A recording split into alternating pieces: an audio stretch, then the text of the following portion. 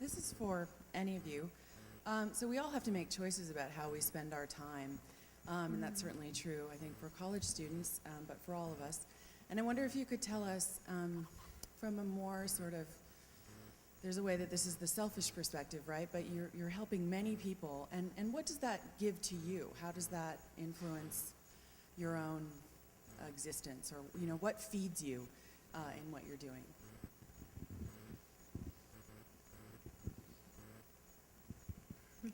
I will go with this one. What fed me, at least in this first experience with the Barred Palestinian Youth Initiative, was not the fact that I was going and helping other people.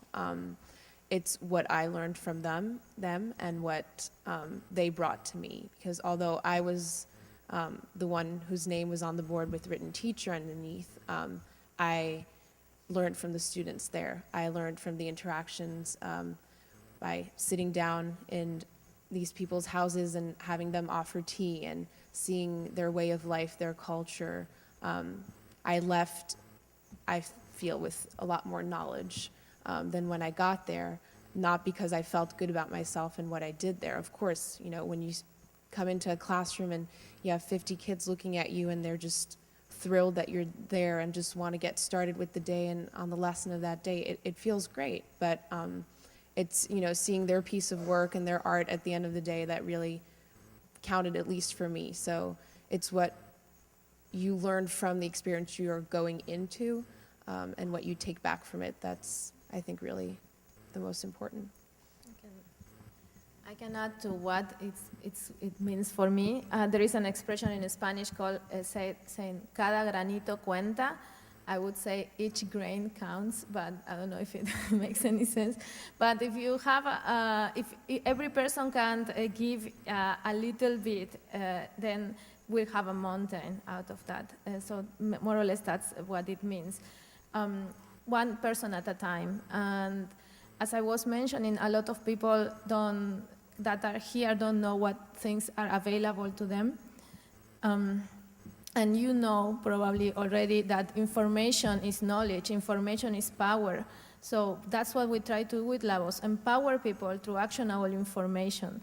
And it's very pleasant and satisfying when people call into the office because they are new to this place, they don't know anyone else, and they call because they know someone will speak in Spanish to them and ask, do you know where I can file my taxes? We are not a tax service, or they ask other things. But we can give references to other organizations or places.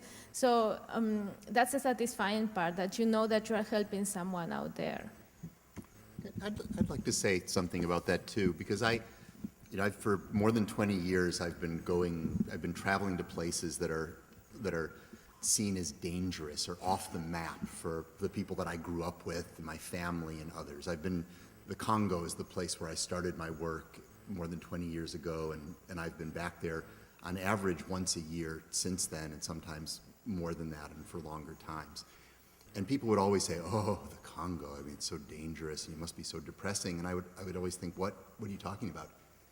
I always come back inspired, because I'm always with people who are struggling to change their world and their lives, and I feel kind of cheap about it, but I come back more hopeful about the world because of their engagement and their inspiration. And so I get so much and have gotten so much from that all along that I thrive on it. Sometimes I think it's unhealthy, but and that what you have as an opportunity at your age and in these circumstances is to cross those lines in ways that later in life you don't get to do as much, and to walk into those spaces, whether it's to cross into the world of the migrant among us who's somehow right there in front of us, and yet we're not a part of her world or she a part of ours in the same way, the incarcerated person, or the place, the country, the Palestinian village or elsewhere.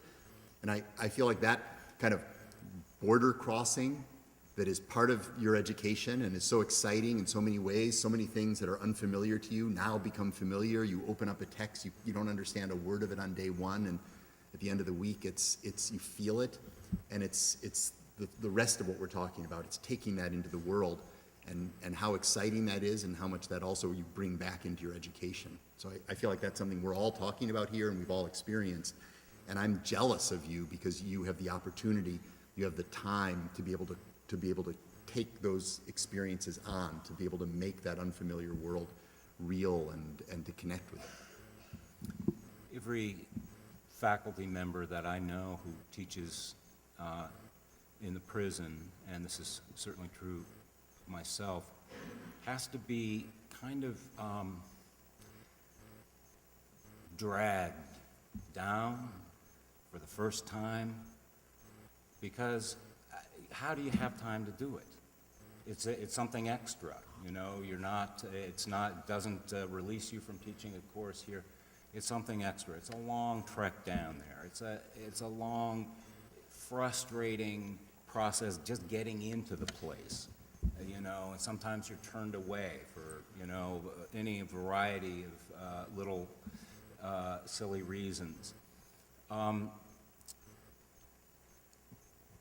Every single one of us, once you're through the door, once you've had the first experience,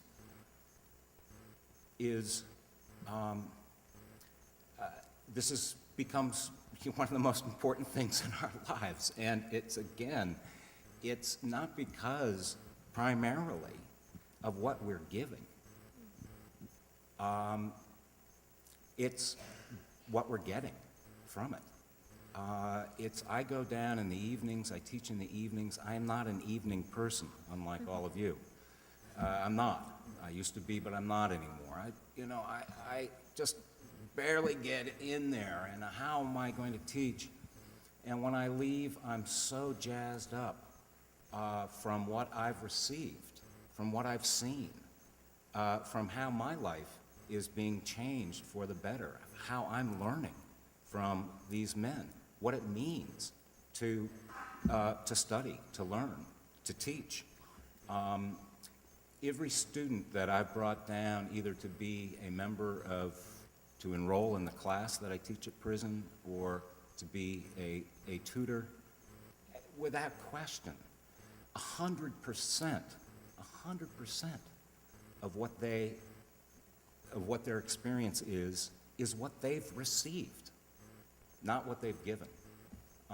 So I don't know, it's odd, but this is the case. Giving wholeheartedly very quickly turns into the most precious gift of receiving, and learning how to receive graciously